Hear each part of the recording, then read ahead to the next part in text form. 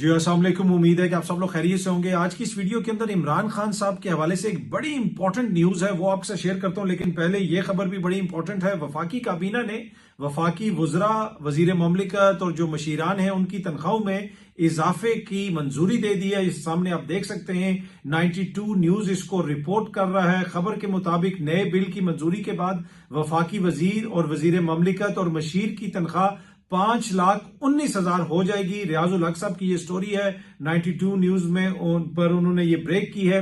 इससे पहले जो वफाकी वजीर की तनख्वाह 2 लाख और वजीर ममलिकत की तनख्वाह 1,80,000 रुपए थी, लेकिन अब इन तनख्वाहों में 188% इजाफा कर दिया गया है। तो बड़ी जबरदस्त न्यूज है पाकिस्तान की आवाम के लिए। हमारे जो वुजरा हैं, हमारे जो वफाकी काबीना में मशीरान हैं, जो मेरी आपकी पूरी कौम की खिदमत करते हैं, उनकी तनख्वाहों में 188% इजाफा हो गया। दूसरी जानिब अगर आप आवाम को देखें तो ये सामने siyaset.pk रिपोर्ट कर रहा है कि तनख्वाह ना मिलने पर मेयो अस्पताल के मुलाजिम की खुद सोजी की कोशिश, दीगर मुलाजमीन ने बर वक्त कार्रवाई करके उसको बचा लिया।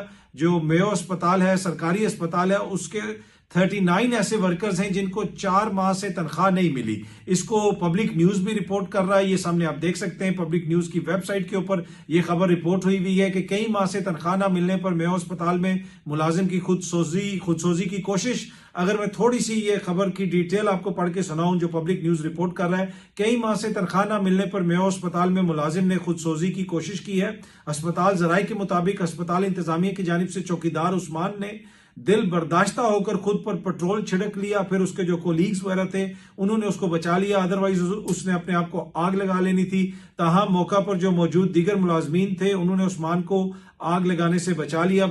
खबर के अंदर लिखा हुआ है जनाब के अस्पताल इंतजामिया ने कई माह से उस्मान की तनख्वाह बंद की हुई है।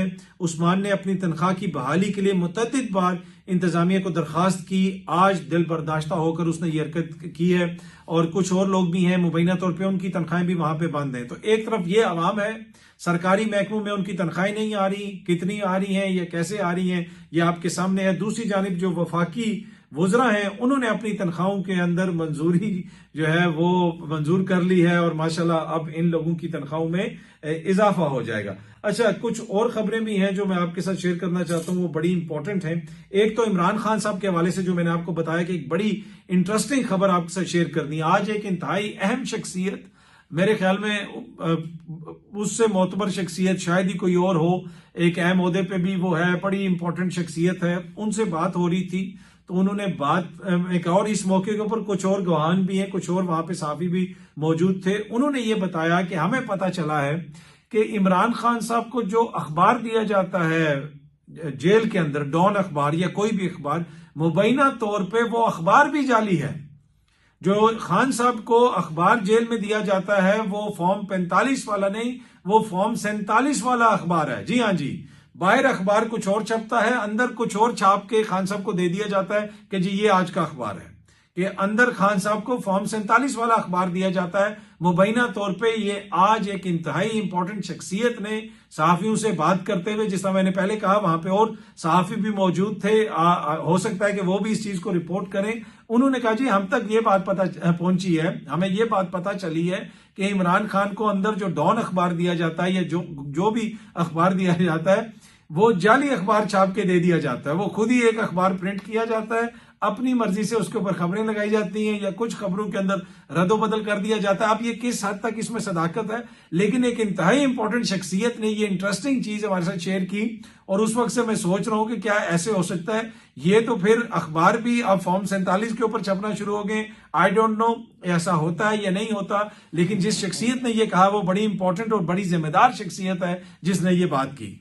एक और जो बड़ी इंपॉर्टेंट डेवलपमेंट है वो अमेरिका का तालिबान के साथ जो डायरेक्ट राब्ता है वो उसमें हम देख रहे हैं कि पहले तो आपको पता है दोहा में, कतर में मुज़ाकरात वगैरह होते थे। फिर जब से ट्रंप इंतजामिया आई है तालिबान से इनके ताल्लुकात इतने कोई अच्छे नहीं हैं। मैं बात कर रहा हूं अफगानिस्तान की हुकूमत की, जो इंटरिम वहां पे इस वक्त हुकूमत है, और ट्रंप साहब अपना असला वगैरह भी वापस मांग रहे हैं। लेकिन अब बराह रास्त अमरीकी इंतजामिया और तालिबान हुकूमत का आपस में राब्ता हुआ है। ज़ल्मे खलीलजाद साहब गए हैं काबुल, वहां पे जाके उन्होंने बैठ के बातचीत की और एक अमेरिकन शहरी जो 2 साल से काबुल में कैद है, अफगानिस्तान में कैद है, उसको फ्री किया गया है और तालिबान ने उसको आजाद कर दिया है। इसको अल जजीरा ने भी रिपोर्ट किया, दीगर जगहों पे भी रिपोर्ट हुआ, बहुत सारी तस्वीर भी हमने देखी। तो ये एक बड़ी सिग्निफिकेंट डेवलपमेंट है जहां पे अमेरिका और तालिबान का एक बराह रास्त राब्ता हुआ है और बातचीत के नतीजे में एक अमेरिकी शहरी को छोड़ा गया है। माजी में हम देखते रहे कि इसमें पाकिस्तान का बड़ा कलीदी किरदार रहा है। पाकिस्तान तालिबान की जो लीडरशिप है उनको टेबल पे लाने में भी पाकिस्तान का किरदार था। दोहा उनको लाया गया, वहां पे पाकिस्तान ने क्या उसमें अपनी, जिसे आप कह सकते हैं एक तरह से इनपुट दी, किस तरीके से पाकिस्तान ने उस सारे अमल को फैसिलिटेट किया। वो हर कोई कहता था, भारत पाकिस्तान पे इल्जाम लगाता था, आलमी दुनिया पाकिस्तान पे इल्जाम लगाती थी। लेकिन अब अमेरिका ने बराह रास्त खुद उनसे एक चैनल डेवलप कर लिया। चैनल्स तो वैसे भी डेवलप होंगे ही, लेकिन ये यकीनन एक बड़ी सिग्निफिकेंट पेशरफ्त है जो ज़ल्मे खलीलजाद साहब का अफगानिस्तान में जाना, वहां पे तालिबान हुकूमत के साथ बैठना, उनकी अहम शख्सियात से मिलना, अमरीकी शहरी को वहां से आजाद करवाना, ये कोई आम स्टोरी नहीं है। ये एक बड़ी इंपॉर्टेंट और बड़ी, जिसे आप कह सकते हैं, सिग्निफिकेंट पेशरफ्त है। अच्छा जी, अगली स्टोरी वो बहुत ज्यादा इंटरेस्टिंग है। ये सामने आप देख सकते हैं, siyaasat.pk का ये स्क्रीनशॉट है। ये मैं थोड़ा सा आपको पढ़ के सुनाता हूं। सरकारी टीवी के एंकर का पाकिस्तान में नॉर्थ कोरिया की तर्ज का जो कानून है, जिस तरह की सजाएं वहां पे मिलती हैं, उस तरह की सजाएं यहां पे देने का कानून लाने का मुतालबा किया गया है एक सरकारी एंकर की जानिब से। ये siyaasat.pk ने रिपोर्ट किया और इसके अंदर लिखा हुआ ये है कि जनाब उन्होंने ये कहा कि जिस तरह नॉर्थ कोरिया में अगर कोई शख्स सजा पाता है, कोई शख्स जुर्म करता है, तो उसकी फैमिली को भी सजा दे दी जाती है और उससे पूछा जाता है फैमिली से कि भाई आपने इसको रोका क्यों नहीं। तो इसी किस्म की सजाएं पाकिस्तान में भी मिलनी चाहिए और इस किस्म के कानून पाकिस्तान के अंदर भी आने चाहिए। ये जब मैंने स्क्रीनशॉट देखा तो मैंने कहा ये यकीनन कोई फेक हो गया होगा, siyaasat.pk का नाम इस्तेमाल हो रहा होगा। बाजी में भी हमने देखा है मुख्तलिफ अखबारात, टीवी चैनल्स के नाम से कोई भी चीज शेयर कर दी जाती है। कोई सहाफी ऐसी बात कैसे कर सकता है, इतनी प्रिमिटिव किसी की सोच कैसे हो सकती है कि आजकल के दौर में ये दुनिया का कौन सा कानून है, किस महजब माशरे में ऐसा होता है। हम तो साउथ कोरिया की तरक्की के किस्से सुनाते थे, हमें बताया जाता था कि 60 की दिहाई में हम साउथ कोरिया से भी आगे थे। तो ये 2025 में कौन सा ऐसा दानिश्वर या साफी है जो ये कह सकता है कि हम नॉर्थ कोरिया के तर्ज पे चल पड़े, अगर जुर्म एक शख्स ने किया है तो उसके खानदान को सजा दे दें। ये किस मजहब में, किस आइन में, किस कानून में इसकी गुंजाइश है? इसकी कौन सा आप इसकी इखलाकी, जिसे आप कह सकते हैं एक तरह से दलील दे सकते हैं या कोई ऐसी बात या ऐसा कोई जवाब पेश कर सकते हैं? तो मैंने कहा ये यकीनन फेक होगा। मैं फिर उन सहाफी के ट्विटर अकाउंट के ऊपर गया, मैंने कहा ये ट्वीट उनकी शेयर की जा रही है, तो मैंने देखा कि भाई ये तो वाकई एक सहाफी जो सरकारी टीवी पे अपना शो करते हैं, नजम वली खान साहब, उन्होंने ये ट्वीट की हुई है कि हमें दहशतगर्दों को इबरत का निशान बनाने के लिए नॉर्थ कोरिया से फैमिली सेंटेंसिंग का वो कानून कॉपी करना होगा जिसमें एक मुजरिम के साथ उसकी फैमिली को भी कलेक्टिव रिस्पॉन्सिबिलिटी में सजा दी जाती है।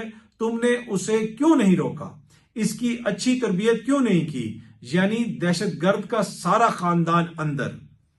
अब ये कौन सा कानून है भाई? जो दहशतगर्द हैं उनके खिलाफ तो हमें कार्रवाई करने की जरूरत है, उनको सजाएं देने की जरूरत है। अब उनको पकड़ें, उनको अदालतों में पेश करें। ये फैमिली का उससे क्या ताल्लुक है? क्या ये कौन सा आइन, कानून या कौन सी मंतक ये कहती है कि आप एक शख्स ने अगर कोई जुर्म किया आप उसके खानदान को अंदर कर दें?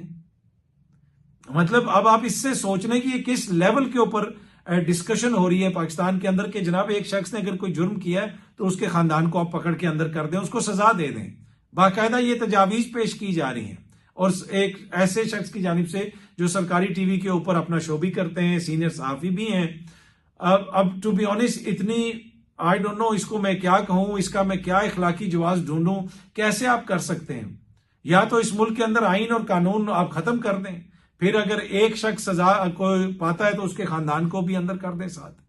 ये तो आप बता देना कि किस महजब मुआशरे में ऐसी बात हो सकती है? क्या किसी भी मुआशरे में ऐसे बेहतरी लाई जा सकती है? तो ये हल नहीं है। पर this obsession, when I see educated people इतनी प्रिमिटिव सोच के साथ बात करते हैं, ये हम सब के लिए लम्हा फिक्रिया है। हमने इस मुल्क को बेहतर करना है। इस मुल्क में लोगों को मार के, इस मुल्क में जिन लोगों ने कोई जुर्म नहीं किया, मासूम शहरियों को अंदर डाल के उनको सजाएं दे के, इसके जुर्म की उसको सजा दे के कभी भी मामला हल नहीं होगा। हाँ, जिसने आइन और कानून को तोड़ा है आप उससे जरूर बात करें। कल भी एक जगह पे जावेद चौधरी साहब से बात हो रही थी, वो कह रहे थे कि जनाब हमारे खैबर पख्तूनख्वा में भी दहशतगर्दी का मामला है, हमारे बलोचिस्तान में भी दहशतगर्दी का मामला। इन सारे ये जो मामलात हैं ये बड़े कॉम्प्लेक्स इश्यूज हैं। आज मैं देख रहा था मीडिया रिपोर्ट कर रहा है कि अली अमीन साहब ने कहा है कि तालिबान से मुज़ाकरात वाहिद हल हैं, टास्क दें उन्हें, टेबल पर मैं लाऊंगा। अली अमीन साहब ने ये कहा है, एक्सप्रेस न्यूज इसको रिपोर्ट कर रहा है, और वो यही कहते हैं कि आखिर में जो भी हल होता है वो बातचीत के जरिए होता है। अब इसमें जो कुछ चीजें हैं ये हैं कि जो आइडियोलॉजिकल होती है, जंग होती है, फ्रंटियर होती है, उसको आप कभी भी कंकर नहीं कर सकते। आप हिस्ट्री उठा के देख लें, जो लोग नजरिए के ऊपर लड़ रहे हैं, चाहे वो उनका मजहब है, कोई उनका पॉलिटिकल नजरिया है, उसके ऊपर आप मुज़ाकरात करके कभी जो है कामयाबी हासिल नहीं कर सकते। हाँ, जो लोग किसी खित्ते के लिए लड़ रहे हैं, टेरिटरी के लिए लड़ रहे हैं, जो टेरिटोरियल मसाइल होते हैं वो बातचीत के जरिए हल हो सकते हैं। तो पाकिस्तान में भी मुख्तलिफ नौयत की चीजें हैं। कुछ चीजें ऐसी हैं जो ग्रीवियंस किसी टेरिटरी के हवाले से है, दीगर मसाइल के हवाले से, वो तो बातचीत से हल हो सकते हैं, आपके मुख्तलिफ चीजें हैं। लेकिन कुछ चीजें ऐसी हैं कि जो मेरा नहीं ख्याल कि बातचीत से हल हो सकती हैं। उसमें फिर आप एक सर्टेन लेवल के ऊपर बातचीत भी करेंगे, साथ आप ऑपरेशन भी करेंगे, फिर उन मसाइल को आप हल करेंगे। पर एनीवे, जो मेन इशू ये है कि जो भी जुर्म करे, जो भी आइन को तोड़े, आप उसको सजा दें। ये कौन सी मंतक है कि हम 2025 में इस दकियानूसी सोच को प्रमोट कर रहे हैं, बातें कर रहे हैं कि जी लोगों की कलेक्टिव पनिशमेंट लोगों को दी जाए। यू हैव टू बी, मतलब कि आप सोचें कि आपके अगर कितने ब्रेन सेल्स काम कर रहे हैं। अगर हम इस लेवल के ऊपर गुफ्तगू कर रहे हैं, मैं करूं या आप करें, असल में अगर हमने यहां पे कुछ करना है, मैंने पहले भी कहा, हमने जो हमारा आइन और कानून जिसको ड्रिपें लगी हुई है उसको जिंदा करना है, उसमें बेहतरी लेके आनी है, अपने किरदार से लोगों को दिखाना है कि कैसे हम चीजों को बेहतर कर सकते हैं। और एट द सेम टाइम जो एक क्लैरिटी ऑफ थॉट है वो भी होनी चाहिए। जो दुश्मन है, जो दहशतगर्द है, उसके लिए आप जवाब ना पेश करें कि जी जनाब उसकी ये पॉलिटिकल स्ट्रगल है या उसके नहीं। जो भी आईने पाकिस्तान को चैलेंज करता है, जो ये कहता है जी यहाँ पे ये ना बने, वहां पे वो ना बने, क्यों ना बने जी? कंटोनमेंट भी हर जगह पे बने, आपके पुलिस स्टेशन भी हर जगह पे बने, इसलिए कि पाकिस्तान के आइन के तहत ये सारी चीजें काम करती हैं। हमारे इदारे वो तो हर जगह पे काम करेंगे। तो जो आईने पाकिस्तान को नहीं मानता, जो पाकिस्तान के इदारों पे हमले करता है, जो पाकिस्तान की आवाम पे हमले करता है, पाकिस्तान की इमलाक पे हमले करता है, वो दहशतगर्द है। और उसके लिए हम सबको एक क्लियर वाज़ेह मौकिफ लेना है कि ये दहशतगर्दी किसी सूरत में भी काबिल कबूल नहीं है। तो इन मामलात को हमें कंफ्यूज नहीं करना चाहिए। Political struggle is something else, दहशतगर्दी इज समथिंग एल्स। अच्छा जी, अगली स्टोरी बड़ी इंपॉर्टेंट है स्टारलिंक के हवाले से। ये सामने आप देख सकते हैं कि स्टारलिंक को वज़ीर आज़म की हिदायत पर आरजी एनओसी पाकिस्तान में जारी कर दिया गया है। लेकिन मैंने पहले भी आपको बताया था, दोबारा आपको बता रहा हूं, इस पे बगलें बजाने की जरूरत नहीं है। ये जो स्टारलिंक है एलन मस्क का, ये अशराफिया का इंटरनेट है। मगरिब में भी, यूरोप में भी इसकी कीमत बड़ी ज्यादा है। तकरीबन आपको $100 महीने के देने पड़ते हैं। उसके अलावा जो साथ इक्विपमेंट खरीदना पड़ता है उसकी कीमत भी तकरीबन $500 बनती है।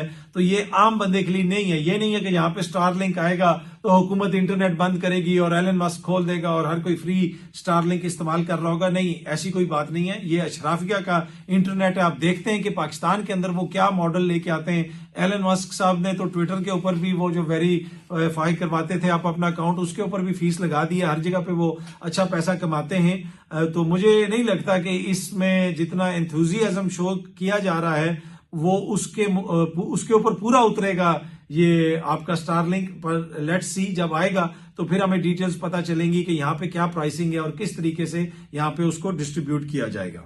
हीथ्रो एयरपोर्ट को बंद कर दिया गया है। बरतानिया में हीथ्रो एयरपोर्ट के करीब बिजली घर में आतिशज़दगी का वाकया पेश आया है।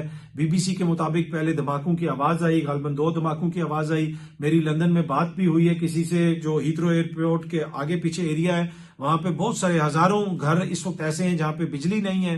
एयरपोर्ट को मुकम्मल शट डाउन कर दिया गया है। वहां पे किसी भी एयरलाइन की कोई फ्लाइट नहीं आ रही। ये बहुत बड़ा वाकया है। हीथ्रो एयरपोर्ट इतना बिजी है कि अगर आप हीथ्रो एयरपोर्ट के पास खड़े हो जाएं या आप पास रहते हो, आप देखें कि आपको जहाजों की लाइन नजर आती है। एक जहाज उतर रहा होता है, उसके पीछे दूसरा, उसके पीछे तीसरा, 4, 5, 6 जहाज आपको लाइन में नजर आ रहे होते हैं जो उतर रहे होते हैं। और इधर से एक तरफ से जहाज उतर रहे होते हैं, दूसरी तरफ से जहाज उड़ रहे होते हैं। इतना बिजी वो एयरपोर्ट है। उसको बंद करना कोई छोटा डिसीजन नहीं है। ये क्यों ऐसा वाकया पेश आया, क्या इसमें कोई दहशतगर्दी का मामला है, इसकी अब तहकीकात हो रही है। बरतानिया की जो इंसदादे दहशतगर्दी की पुलिस है उसने इस सारे वाकये की कमांड संभाल ली है, वो इसकी तहकीकात कर रहे हैं। तो ये एक बड़ी, जिसे आप कह सकते हैं, डेवलपमेंट है। हीथ्रो एयरपोर्ट का बंद होना कोई छोटी डेवलपमेंट नहीं है। आप देखते हैं कि इसमें क्या होता है। बहुत सारे वहां पे खदशात का इजहार किया जा रहा है, मुख्तलिफ खबरें सामने आ रही हैं। आने वाले चंद घंटों में और कुछ चंद दिनों के अंदर में भी सूरत हाल वाज़ेह होगी, पता चलेगा कि इसमें दहशतगर्दी मुलविस थी या क्या वाकया पेश आया, फिर सूरत हाल क्लियर होगी। बहुत जल्दी आप सब दोस्तों से दोबारा मुलाकात होगी। Thank you very much.